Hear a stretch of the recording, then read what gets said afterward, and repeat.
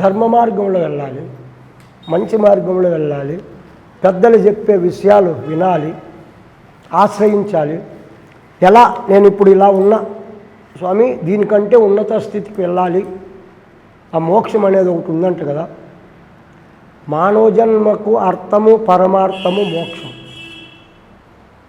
కోట్లు సంపాదించినా కూటికే, కూటుకున్నా కాటికే. బ్రహ్మ విద్య ఒక్కటే మనిషిగా ఉండేవాడిని మాధవునిగా చేస్తుంది. ఏం చేస్తుంది? మనిషిగా ఉండేవాడిని మాధవునిగా చేయాలంటే, దేవునిగా చేయాలంటే బ్రహ్మ విద్య ఒక్కటే. ఇంకా ఈ బాహ్యంలో ఎన్ని ఉన్నాయో విద్యలన్నీ కూడా అంతే, బాహ్యంలోకే. పరమార్థానికి మాత్రము తరంగా బ్రహ్మ విద్య ఒక్కటే నిన్ను భగవంతునిగా మార్చాలంటే ఒక్క ఆ విద్య, అది బ్రహ్మ విద్య. అది కూడా అనుభవం ఉండి సాధించినటువంటి గురువులు కాదమ్మా, సద్గురువులు ఉండాలి. అసలు ఏంటి తేడా గురుగారు? ఇప్పుడు గురువుకి సద్గురువుకి ఏంటి తేడా? గురువు అంటే పొట్ట కోసం ఉండేవాళ్ళు గురువులు ఉంటారు, బాధ గురువులు అంటారు వాళ్ళు. బోధ గురువులు కావాలి, వాళ్ళే సద్గురువులు. బాధ గురువు బోధ గురువు సేమ్ రెండే, కొంచెం డిఫరెన్సు. ఏం డిఫరెన్సు? బాధ బోధ రెండు ఒకటే. బో తీసేసి బా పెడితే బాధ, బో పెడితే ఒక అక్షరం కాదు, ఇది ఇలా ఉండే కొమ్ములు, అంతే తేడా.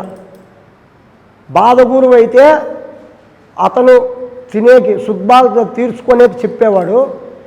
బోధ గురువు అయితే అతన్ని కూడా మర్చిపోయి 10 మందికి బోధన అంటే విషయాలు ఇలా ఉండాలి, ఇలా ఉండకూడదు, వివరంగా తను తాను ఎలా అర్థం చేసుకొని ముందుకెళ్ళగలగడో అది చెప్పేవాడు బోధ గురువు అంటారు. ఇప్పుడు మీరు చెప్పిన నిజమే గురువు గారు. మీరు కాబట్టి ఇక్కడ ఎవరు బాధ గురువు ఎవరు బోధ గురువు అనేది మీకు తెలుస్తుంది. సామాన్యుడికి ఎలా తెలుస్తుంది? ఒక గురువు దగ్గరికి వెళ్ళినప్పుడు ఈయన నిజంగానే మనకి బోధించగలరా, మంత్రోపదేశం చేయగలరా అని సామాన్యుడు తెలుసుకోగలిగిన మార్గాలు ఏమైనా ఉన్నాయా? చాలా ఉన్నాయి. ఇప్పుడు గురువుల కంటే వీళ్ళకే ఎక్కువ ఆలోచనలు. ఎలా అంటావా?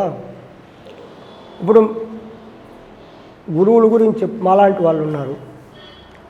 ఇప్పుడు మా దగ్గర ఏదైనా ఉంటుంది, తీసుకున్నా మేము ఊరికే ఉంటాం. పాయింట్. ఇప్పుడు నీ దగ్గర ఉంది, నేను లాక్కుంటా, నువ్వేమంటావు? ఊరికే ఉంటావా? ఇది నాది అన్నప్పుడు నువ్వు వెళ్ళవలసిన గమ్యాన్ని చేరుకోవాలంటే ఎలాంటిది అయితే మనకు ఉంటుంది అని ఎందుకున్నదు? మీకు ఎందుకున్నదు? ఆ బుద్ధి ఎందుకున్నదు? నాది అనేది లాక్కుంటే నాది అనేది తెలుసు కదా. మరి నేను భగవంతుని పొందాలి అనే మార్గంలో ఎలాంటి వాళ్ళైతే కరెక్ట్గా ఉంటారు అని ఆలోచించే సెన్సు, బుద్ధి ఎవరికి ఉండాలి? మనిషిగా ఉండాలి, కానీ అక్కడ ఉన్న మాయను అర్థం చేసుకునే అంత తెలివి ఉండాలిగా గురువుగారు అందరికీ. మీరన్నట్టు ఇది నాది అని చెప్పడం సామాన్యమైన విషయం, కానీ ఎదురుగుండా కనిపిస్తున్న గురువులో ఇతను నిజమైన గురువా కాదా అని తెలుసుకునేంత పరిణతి అందరి మానవులకి సాధ్యపడదు కదా. ప్రతి ఒక్కరికి ఉంటుంది. ఇప్పుడు కుక్క ఉంటుంది కదా, దానికి అజ్ఞానమే కదా. కానీ ఇంట్లో ఉండే ఇంటి మనుషులు తప్ప వేరే మనిషి రాణిస్తుందా? దాని సహజ లక్షణం. మనిషికి కూడా సహజ లక్షణాలు ఉన్నాయి, తెలుసుకునే భావన ఉంది, కానీ ఉపయోగించుకోలేదు. అంటే మీరు అంటున్నట్టు అంతర్లీనంగా తెలుసుకోగలిగే జ్ఞానం ఉంది, కానీ ఆ జ్ఞానాన్ని మనిషి వాడట్లేదు. ఎందుకు వాడట్లేదంటే ఇంద్రియాలు ఈ బాహ్యం మీద పడిపోయి వాటికి లొంగిపోయి అది ఉన్నా కూడా ఇందులో ఆనందం కనపడుతుంది ఫస్ట్, అందులో ఫస్ట్ విషం కనపడుతుంది. అందుకు ఇదే బాగుందిలే, అదేందులే, ఇలా ఉన్నారు తెలుసు, ఇది శాశ్వతం కాదు అని తెలుసు, అది శాశ్వతం అని తెలుసు, అయినా దానికి కష్టం ఉందని వదులుతున్నారు. ఇది ఫస్ట్లోనే ఇష్టంగా ఉంది కదా, నిదానంగా కష్టంగా ఉండేది అర్థం కాలా. ఇది తేడా ఉంది అక్కడ. మరి ఇప్పుడు మీరే చెప్పారు, ఇది కష్టంగా ఉంది కాబట్టి వదిలేయడానికి సిద్ధపడుతున్నారు, అది ఇష్టంగా ఉంది కాబట్టి తీసుకుంటున్నారు. మరి ఆ ఇష్టాన్ని వదిలి కష్టాన్ని పట్టుకోవాలి అంటే ఏం చేయాలి? కష్టాన్ని ఇష్టంగా మార్చుకోవాలి. ఇప్పుడు ఫస్ట్ సైకిల్ దొక్కేది వస్తుందే మనకు, రాదు. కష్టమే కదా, మనం నేర్చుకుంటామా లేదా? ఫస్ట్ పడతాం, వేస్తాం, దెబ్బలు తగులుతాయి, కష్టమే, బాధపడతాం, ఏడుస్తాం. అయినా సీటు మీద కూర్చుండేది రాదు, బార్ దొక్కుతాం, సీటు మీదకి వచ్చేస్తాం, చేతులు ఇసిపెట్టిపోతాం. ఎట్లా వచ్చింది? కష్టమే కదా. ఇది కూడా అదన్నా బాహ్యం, ఇప్పుడు ప్రపంచంలో ఉపయోగించుకునేది అది. ఇది శరీరం లేకపోయినా కూడా ఉపయోగించుకునేది. ఇది అది శరీరం ఉండేంత వరకు ఉపయోగము. ఈ మార్గము శరీరం లేకపోయినా కూడా ఎప్పటికీ ఉంటుంది. మరి దానికి అంత కష్టపడినావు, దీనికి అంత పడు, ఇష్టంగా కష్టపడు. కష్టాన్ని ఇష్టపడాలి. ఇష్టంతో పడితే కష్టం ఉండదు. కష్టం అనుకుంటే ఇష్టం కూడా కష్టమే అనిపిస్తుంది. ఓ మంచి గురువు దగ్గరికి వెళ్ళి వాళ్ళ దగ్గర సాధన తీసుకుంటే, మీరన్నట్టు నిజంగా బోధ గురువులు కనిపించిన జీవితంలో వాళ్ళ దగ్గర మంత్రాన్ని తీసుకుంటే, కఠోరమైనటువంటి సాధన చేస్తే ఒక సామాన్యమైన మానవుడు గొప్పవాడిగా అంటే ఈ బాహ్య గొప్పవాడిగా కాదు, అంతర్లీనంగా తను నిజంగానే సద్గురువుగాను మహర్షిగాను మారడం అనేది కలియుగంలో సాధ్యపడుతుంది. మనిషి ఓ గొప్ప మహర్షి కాగలడా కలియుగంలో? ఇప్పుడు మన కలియుగం యొక్క ప్రత్యేకత చాలా గొప్పది. దుర్మార్గాలు ఎంత గొప్పగా ఉన్నాయో సన్మార్గానికి కూడా అంతే గొప్పగా అర్హత ఇచ్చాడు ఈ యుగానికి. ముందు సత్యకాలం అంటే కృతయుగంలో 10,000 సంవత్సరాలు తపస్సు చేస్తే అప్పుడు భగవంతుడు ఏదో కనపడేవాడంట. 10,000 సంవత్సరాలు అప్పుడు సత్యయుగం కాబట్టి. నారద మహర్షి అప్పుడు లోకాలన్నీ తిరిగి వెళుతున్నాడు కదా. ఇప్పుడు నారదుడు, ప్రతి ఇంటికి నారదుడు ఉన్నాడు. ఇప్పుడు అప్పుడన్నా ఒకడే నారదుడు, అర్థమైందా? కాబట్టి అప్పుడు ఎందుకంటే సత్యయుగంలో ధర్మము బాగున్నది కాబట్టి ఇంద్రియాలు అంత ప్రభావం లేదు. అప్పుడు ఆయుస్సు బాగుంది, ఆరోగ్యము బాగుంది. అప్పుడు ఇంద్రియ నిగ్రహం ఉంది, ధర్మాలతో కూడుకున్నటువంటిది. అప్పుడు శక్తి ఎక్కువ. ఆజానుబాహులు అంటే మూరడు, ఈ మోకాల కింద వరకు చేతులు ఉండేవి, పొడుగు 12 అడుగులు 8 అడుగులు పైన ఉండేవాళ్ళట అప్పుడు మనుషులు. అర్థమైందా? ఇప్పుడు మనం వింటాం భారత యుద్ధంలో సైంధవుడు ఎన్ని అడుగులు ఉన్నాడు? 16 మూరలు అంట.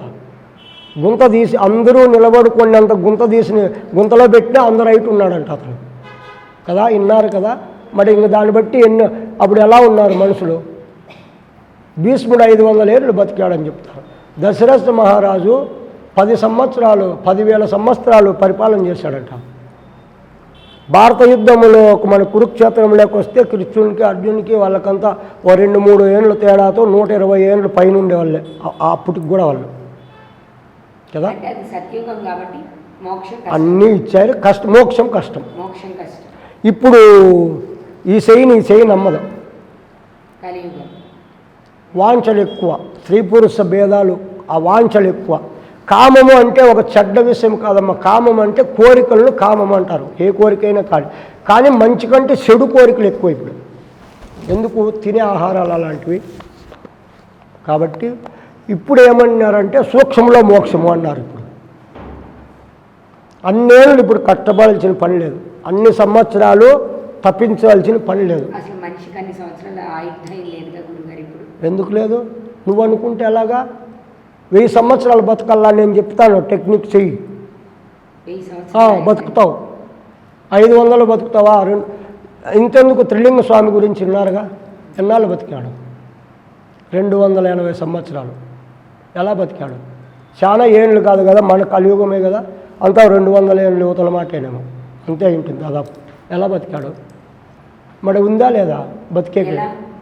శ్వాసే, అన్నిటికీ శ్వాసే ఆధారం. ఇప్పుడు శ్వాస ఒక్క దినానికి 21,600 ఉచ్ఛ్వాస నిశ్వాసలు మన ప్రమేయం లేకుండానే అజపా గాయత్రి అంటారు, దాన్ని హంస అంటారు. అది వస్తుంది. ఇప్పుడు మనం ఇంత మాట్లాడుతున్నాం, శ్వాసలు ఏమన్నా మనం ఉపయోగించుకున్నామా? అది వస్తుంది పోతుంది కదా. 21,600 ఉచ్ఛ్వాస నిశ్వాసలు జరుగుతుంది ఒక్క దినానికి, 24 గంటలకు. నిమిషానికి 15. ఇలా జరిగితే 120 సంవత్సరాల ఆయుష్ ప్రతి ఒక్కరికి, స్త్రీ పురుష భేదం లేదు. ఇలాగా జరిగితే, కానీ ఇలా జరుగుతుందా? జరగల. కాబట్టి ఆయుర్దాయం సగమైంది. దాన్ని ఉపయోగించుకుంటే అది ఎలా మనము కంట్రోల్ చేసుకుంటే ఎక్కువ బతకచ్చు, ఆరోగ్యంతో పాటు ఆయుష్ వృద్ధి చెందొచ్చు అంటే ప్రాణాయామ టెక్నిక్లు ఉన్నాయి. కుంభక సాధన ఉంది. కుంభక సాధన. ఆ కుంభక సాధన అయితే ఎవరు కరెక్ట్గా అనుభవం ఉండే గురువుల దగ్గరికి వెళ్ళి వినయ విధేయతలతో వాళ్ళకు సేవ చేసి వాళ్ళ మనసు మెప్పించి మన గుణగణాలు చూసి వాళ్ళు చెప్తారు, వీడు లోక కళ్యాణానికి ఉపయోగిస్తాడా, సద్వినియోగమా లేదా దుర్వినియోగం చేసుకుంటాడా అని గమనించి దాని గురించి చెప్తారు వాళ్ళు. వాళ్ళకు అనుభవం ఉంటే. అనుభవం లేని వాళ్ళ దగ్గరికి వెళ్ళి చెప్తే ఆయుష్ ఉండే ఆయుష్ కూడా వెళ్ళిపోతుంది. అలా పడితే అలా ఊపిరి బిగబడితే బతుకుతావా? కుంభకం అంటే బిగబట్టడం, తీసుకోకూడదు వదలకూడదు. కుంభకం అంటే సైన్స్ ఏం చెప్తుంది, 3 నిమిషాలకు ఎక్కువ ఊపిరి లేకపోతే వాడు చచ్చిపోతాడంటుంది. మన పూర్వం ఋషులు, భారతీయ ఋషులు చాలా సంవత్సరాల జీవ సమాధుల్లో ఉన్నారు. ఎలా ఉన్నారు వాళ్ళు? ఆ టెక్నిక్ ఉంది. ఆ టెక్నిక్ ఫాలో అయితే ఆ కుంభక సాధన నేర్చుకుంటే ప్రాణాయామం ద్వారా మనం ఆరోగ్యముతో పాటు ఆయుష్ పెంచుకోవచ్చు. ఇందాక మనం చెప్పుకున్నట్టు ఇప్పుడు మరి వీళ్ళు తపస్సు చెయ్యకుండానే మీరే చెప్పారు సూక్ష్మంలో మోక్షం. మరి తపస్సు చేయకుండా ఆ మోక్షాన్ని ఎలా సాధించవచ్చు? ఇప్పుడుండే మానవాళ్ళకి ఏం చెప్పాలంటే, శ్రవణ్ కుమార్ గురించి విన్నారా? అతను ఎలా పొందాడు మోక్షం? ఎలా పొందాడు? మాతృదేవో భవ పితృదేవో భవ, తల్లిదండ్రులకు మించిన దేవుడు లేడు అని ఎవరైతే వాళ్ళకు సేవ చేస్తారో వాళ్ళకు సూక్ష్మంగా మోక్షం. కూర్చోవాల్సిన పనిలే, ముక్కు మూసుకోవాల్సిన, రామకృష్ణ అనాల్సిన పనిలే, ఏది లేదు. వాళ్ళకు సేవ చేస్తే, వాళ్ళు చెప్పిన మాట జవలాటకుండా సేవ చేస్తే మోక్షం. పతియే ప్రత్యక్ష దైవం అన్నారు స్త్రీమాతలకు. వాళ్ళు అలా పతిని గౌరవిస్తూ వాళ్ళ మాటకు ఎదురు చెప్పకుండా అలా చేసినట్లయితే సూక్ష్మంలో మోక్షం అంటే ఇదే. ఏ వ్రతాలు, ఫోటోకు కూడా పూజ చేయాల్సిన పనిలే, భర్తకు చేస్తే చాలు. మన సంస్కృతి ఇచ్చింది ఇది. మన భారతీయ సంస్కృతి అందరూ సతీ సావిత్రి, సతీ అనసూయ, సతీ అరుంధతి, సతీ సక్కుబాయి వీళ్ళందరినీ విన్నారు కదా. వాళ్ళు ఎలా మోక్షం పొందారు? ఏమన్నా చేశారా వాళ్ళు? భర్తను కాదని వేరే పూజలు పునస్కారాలు చేశారా? చేయలేదు. పతియే ప్రత్యక్ష దైవం అన్నారా? కృష్ణుడు దైవము, రాముడు దైవం అన్నారా? ఈశ్వరుడు దైవం ఏమన్నారు? మన ధర్మంలో పతియే ప్రత్యక్ష దైవం అన్నారు. మాతృదేవోభవ పితృదేవోభవ అన్నారా? ఫస్ట్ దేవుని దేవోభవ అన్నారా? ఏమన్నారు? మనం ఏది ఆలోచించాలి, ఏది పట్టుకోవాలి? అంటే ఇప్పుడు కనీసం మనం పెద్ద పెద్ద పూజలు, యజ్ఞాలు, ఈ ధ్యానాలు, తపస్సులు చేయాల్సిన అవసరం లేదు. ఇప్పుడు దీన్ని బట్టి ఆలోచించండి. ఇప్పుడు దీన్ని బట్టి ఆలోచిస్తే అవి అవసరమా, ఇది అవసరమా? ఏది అవసరం? ఇవే అవసరం. మరి ఇదే చేయాలి కదా. మరి ఇబ్బందులు ఎందుకు? ఖర్చు లేనిది, ఈజీ అయిన మార్గం ఇది. నువ్వు కష్టపడాల్సిన పనిలే, అన్నం ఇసి పెట్టాల్సిన పనిలే, డబ్బులు ఖర్చు పెట్టాల్సిన పనిలే. దీంట్లో ఇప్పుడు నేను ఇంకొక విషయం చెప్తాను. ఇప్పుడు మాలాంటి వాళ్ళ గురించి తెలియదు కదా. మేము ఇక్కడ వచ్చామనుకో, వచ్చి కాళ్ళకు ముక్కుతారే, ఏదుంది మా దగ్గర? అదే తల్లిదండ్రులు మీకు జన్మనిచ్చి కష్టపడి సాకి చదివి ముడ్డి గడిగి అది గడిగి ఇది గడిగి ఉన్నత స్థితికి పెట్టారు మిమ్మల్ని. వాళ్ళకు ముక్కండి. మమ్మల్ని ఎందుకు ముక్కేది? ఏముంది మా దగ్గర? మేమేమి ఇస్తాం? మీకు 4 మాటలు చెప్తాం అంతేనా? ఏమన్నా ఇస్తామా? వాళ్ళ ఆస్తులు ఇస్తారు, ఐశ్వర్యం ఇస్తారు. మీ జన్మ కారకమయ్యారు వాళ్ళు లేకపోతే మీకు జన్మ లేదు. మీరు ఎంత గతంలో చేసుకున్నా ఒక తల్లిదండ్రి గర్భంలోకి రావాల్సిందే. మరి అలాగొచ్చారు కదా, అన్ని చేశారు కదా మీకు. మరి మీరు వాళ్ళకి ఎందుకు ముక్కరు? వాళ్ళని ఎందుకు సేవ చేయరు? మాలాంటి వాళ్ళకి ఎందుకు చేస్తారు? మీకు బుద్ధి ఉందా? అసలు బుద్ధి ఉందా అంటున్నా. అందరికీ ఉందా? మాలో ఉండేది ఏంది, వాళ్ళలో లేనిది ఏంది? ప్రతి ఒక్కరికి ఫస్ట్ గురువు ఎవరు? తల్లి, తర్వాత తండ్రి, ప్రపంచాన్ని ఎవరు చూపిస్తారు ఫస్ట్? తండ్రి చూపిస్తారు. తల్లి తండ్రి ఇద్దరే. సంబంధాల గురించి ఎవరు నేర్పిస్తారు? తల్లిదండ్రే. మాటలు రానబ్బుట్టుంటే, నడక రానబ్బుట్టుంటే తల్లి నేర్పిస్తుంది. మీ తండ్రి, మీ చిన్నాయన, మీ పెద్దయ్య, మీ అక్క, మీ వదిన మేము నేర్పించుంటున్నా. మీరు ఇలా ఉన్నారు కాబట్టి మేము ఇలా ఉంటాం, మీరు మారేంత వరకు మేము మారం, మేము ఇలా చెప్తూనే ఉంటాం, మీరు అలాగే ఉంటారు. ఇది విషయం. ఇప్పుడు నేను చెప్పేది చాలామందికి విషయంలా ఉండొచ్చు. కొందరికి ఏంది ఇలా చెప్తున్నాడు, గురువులను ఇలా చెప్పచ్చునా, ఎవరు వస్తారు మా దగ్గరికి అని. అవసరం లేదు. మీరు బతికేది మీరు నేర్చుకోండి, వాళ్ళు బతికేది వాళ్ళు నేర్చుకుంటారు. ఎందుకు? తల్లిదండ్రులకు మించింది ఎక్కడా లేదు అని శాస్త్రాలు చెప్తున్నాయి. నేను చెప్పేది కాదు. నేను శాస్త్రాల ఆధారం ఉంటే చెప్తా, నేను ఓన్గా ఏది చెప్పను. ఇంతకంటే మీకు మోక్షం ఏది? మీరు చెప్పే తేలికైన మార్గం తల్లిదండ్రుల్ని సేవించడం, పతియే ప్రత్యక్ష కాబట్టి భర్తకి సేవ చేయడం. ఇవి చేస్తే చాలు. ఏ పూజ, హోమాలు, యజ్ఞాలు, యాగాలు ఏం చెయ్యనక్కర్లేదు. డబ్బులు ఖర్చు కావు, భగవంతుడు అడగలేదు. డబ్బులు ఖర్చు కావు, మీకు సమస్యలు రావు, ఇబ్బందులు రావు. మీ డబ్బు మీతానే ఉంటుంది, మీ ఆరోగ్యం మీతానే ఉంటుంది, మీ భక్తి మీతానే ఉంటుంది. సరే గురుగారు, అసలు ఈ విషయం చెప్పండి. మోక్షం అంటే ఏంటి? దేన్ని మోక్షం అంటారు? ఇప్పుడు అసలు మోక్షం అంటే మూర్ఖుడు ఉన్నాడు. మోక్షం అంటే ఏంటి? మోక్షం అంటే ఈ బాహ్యంలో చిక్కులుకున్న భవబంధాల నుండి విడుదల కావడం. ఇప్పుడు ఒక వ్యక్తి జైల్లో ఉన్నాడు అనుకోండి, జైల్లో ఉంటే లాక్ వేసేస్తాడు, బయటకు వదలడు. వానికి అప్పుడు విశ్రాంతి ఉందా? వానికి.